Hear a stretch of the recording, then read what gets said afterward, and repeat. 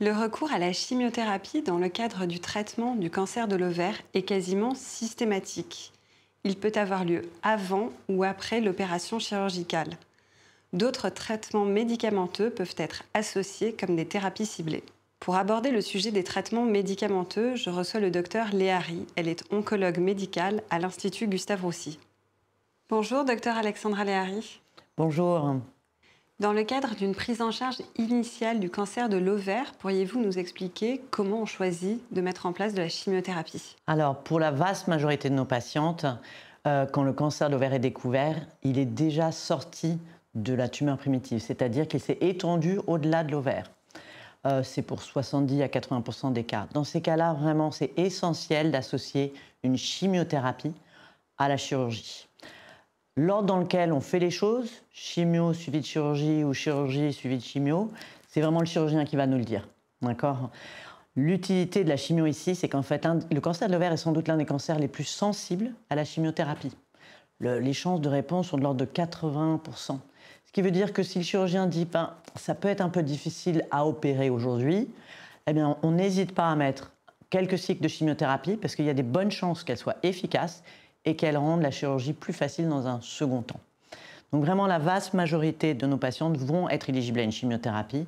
Certains rares cas vont être initialement diagnostiqués une petite tumeur localisée à un seul ovaire. Et dans de rares cas, on peut parfois éviter la chimio, mais c'est vraiment l'exception à la règle, on va dire. Quand la chimio est prescrite, est-ce que vous pouvez nous expliquer combien de cycles il faut faire, les modalités d'administration? Donc la chimiothérapie pour le cancer de l'ovaire, c'est très simple, tout le monde a la même chose, c'est carbo, taxol. C'est 2 médicaments, tous les deux donnés par voie intraveineuse et toutes les 3 semaines. C'est un traitement qui est fait en hôpital de jour, le traitement dure 3 heures, 3 heures et demie. Et les patientes peuvent rentrer le soir même chez elles. En termes de nombre de cycles, la plupart du temps, on s'oriente vers 6 cycles, parfois 8 si on fait un peu de chimio avant et un peu de chimio après la chirurgie. D'accord ? Une chose est sûre, c'est qu'on ne s'arrête jamais à la chirurgie. On fait toujours encore un peu de chimio après. Parce que le but, c'est de stériliser. Le chirurgien enlève tout ce qu'il voit avec ses yeux. Mais on s'imagine bien qu'il y a des cellules microscopiques qui pourraient avoir échappé. Comme on ne les voit pas, on préfère toujours faire de la chimio derrière. Quels sont les effets secondaires les plus fréquents et comment s'en prémunir ou en tout cas arriver à les gérer au mieux? Alors globalement, la chimio pour les cancers de l'ovaire, elle est plutôt bien tolérée. Disons, sur le spectre de toutes les chimiothérapies qu'on utilise en cancérologie, c'est pas trop mal toléré. Je le donne à des patientes même très âgées. En termes d'effets secondaires, la perte de cheveux est malheureusement inévitable. D'accord ? Elle surviendra 2 semaines après la première cure, donc il faut s'y préparer. C'est mieux d'acheter une perruque tout de suite et d'anticiper. Il y a eu des gros progrès au niveau des perruques. Donc ça. Ensuite, ça peut faire baisser les globules blancs et les globules rouges. Mais les patientes peuvent vivre une vie normale. Il ne faut pas s'enterrer chez soi, porter des masques, s'isoler. Il faut vivre une vie normale. Après, il faut être raisonnable. Si quelqu'un est malade, il faut garder ses distances. Ensuite, je dirais que les nausées et les vomissements, qui étaient vraiment un problème il y a 10 ou 15 ans, aujourd'hui, on a des très bons médicaments pour les prévenir. Mais si le protocole qu'on vous donne en tant que patiente ne vous suffit pas, il ne faut pas hésiter. Aujourd'hui, il ne faut pas se dire c'est normal, j'ai des nausées, des vomissements, je suis sous chimio. En fait, non, c'est tout simplement pas acceptable. D'accord ? On ne peut pas vous promettre une solution, mais en tout cas, il faut ne pas hésiter à demander à son référent. Ensuite, le Taxol peut causer des petites neuropathies dans les mains et les pieds. C'est à surveiller. Parfois, il faut diminuer légèrement la dose du deuxième médicament. D'autres traitements peuvent parfois être associés, comme les thérapies ciblées. Est-ce que vous pouvez nous en parler et dans quel cadre on les prescrit? Oui, donc, tout à fait. Donc, le cancer de l'ovaire a vraiment fait d'énormes progrès en thérapie ciblée. Et aujourd'hui, on en a plusieurs qui sont disponibles dans la prise en charge initiale. Et on ne va pas donner la même chose à tout le monde, parce qu'on commence à personnaliser les thérapies ciblées dans le cancer de l'ovaire. On a en gros une stratégie qui sont les inhibiteurs de PARP, et il y en a plusieurs, et on a un médicament qui s'appelle l'Avastin ou le bevacizumab, qui est un traitement intraveineux. Donc les inhibiteurs de PARP sont des comprimés, le bevacizumab est intraveineux.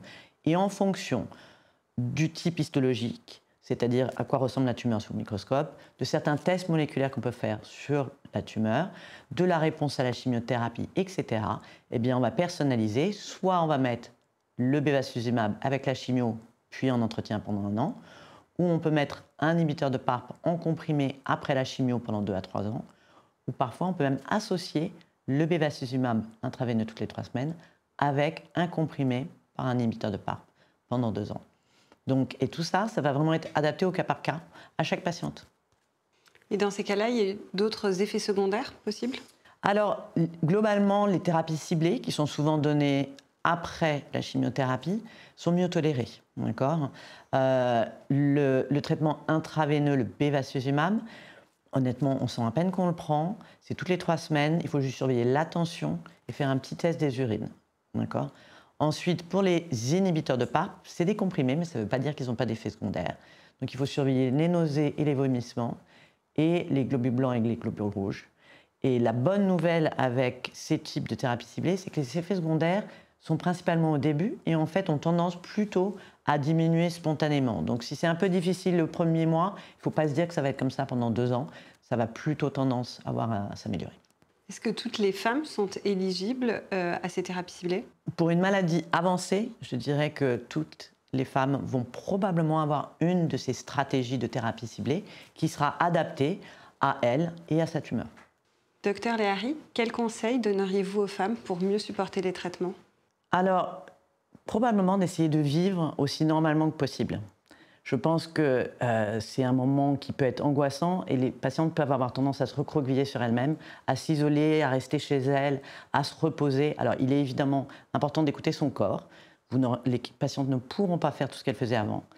Mais il faut autant que possible qu'elles essayent de continuer à vivre, à être actives. On sait qu'un petit peu d'activité cardiovasculaire, c'est important. De voir des gens, c'est important. D'être entouré, c'est important. Donc, ce serait ça mon conseil. Est-ce qu'il y a des soins de support particuliers que vous recommanderiez? Et j'encourage beaucoup nos patientes à solliciter tout ce qui est autour du traitement classique, c'est-à-dire l'acupuncture, la nutrition, l'auriculothérapie, toutes ces choses-là, du yoga, de la méditation. Et, alors, pas tout le monde va faire tout, mais ça aide beaucoup de nos patientes, oui. Docteur Léhari, vous êtes responsable du laboratoire de recherche translationnelle à Gustave Roussy. Est-ce que vous pouvez nous expliquer le cadre de vos recherches? Donc oui, donc translationnel, ça veut vraiment dire qu'on fait de la recherche dans le laboratoire qui va se traduire à un impact sur les patientes. Et à l'inverse, on peut apprendre des choses de nos patientes ou de leur cancer, étudier ce mécanisme dans le laboratoire pour ensuite revenir à nos patientes. Et l'exemple parfait, c'est que le cancer de l'ovaire vraiment mène l'innovation avec les inhibiteurs de PARP et a permis d'avoir des biomarqueurs très précis qui nous permettent de mieux sélectionner quelle patiente doit recevoir un inhibiteur de PARP, si oui seul ou en association. Et ça, c'est grâce à la recherche transnationale qui est réalisée dans des laboratoires dans toute la France et d'ailleurs dans le monde entier, mais où vraiment le cancer de l'ovaire est probablement la tumeur la plus avancée dans ce domaine de thérapie ciblée. Est-ce que toutes les patientes atteintes de cancer de l'ovaire sont éligibles à des programmes de recherche? Donc oui, et c'est vraiment quelque chose qu'on encourage. On propose beaucoup d'essais thérapeutiques et c'est une bonne chose de participer. Les gens se disent, mais est-ce que je vais être un cobaye? Et en fait, non, ce n'est pas un cobaye. Il y aura soit un traitement standard qui est prouvé, voire potentiellement un traitement qui est innovant et peut-être encore mieux. Et même pour les femmes qui vont être dans le bras standard, on sait que de participer à un essai thérapeutique où on est en train de tester une nouvelle thérapie, qu'on ait le traitement standard ou le traitement innovant, le fait d'être suivi de manière particulièrement comme le lait sur le feu dans un essai thérapeutique est positif pour les patientes. Elles sont entourées, elles ont des infirmières dédiées, elles ont donc un suivi particulièrement rapproché.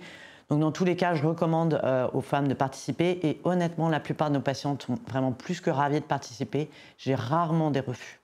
Docteur Léhari, pour terminer, qu'est-ce qui vous passionne dans la recherche et comment vous le conjuguez avec votre pratique clinique? Alors, je pense que la recherche, c'est quelque chose qui donne un espoir au-delà de la pratique clinique. Et c'est important, si on choisit de faire de l'oncologie, c'est qu'on est plutôt le verre à moitié plein qu'à moitié vide. Et de faire de la recherche, ça aide à rester positif et donner de l'espoir à nos patients.